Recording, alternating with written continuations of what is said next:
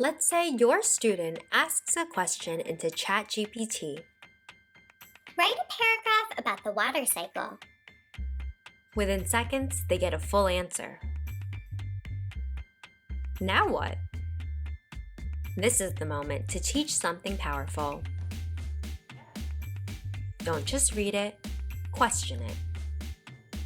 That might sound like, did you read what it said about condensation? Do you agree with that explanation? Is this how your teacher explained it? Generative AI can be incredibly helpful, but it's also not perfect. It can make up facts, miss key details, or use unfamiliar words that confuse rather than clarify. So here's what we want to teach kids. AI is a starting point, not a final answer. Here's a great habit to build. Read the response slowly. Highlight or rewrite the parts that are helpful.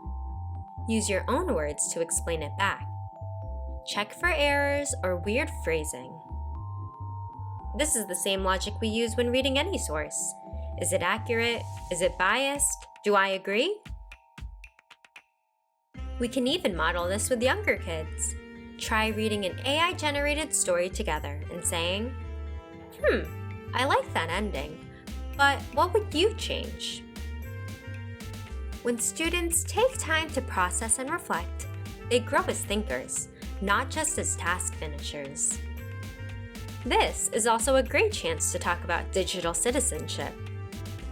Remind kids, just because a computer said it doesn't mean it's true.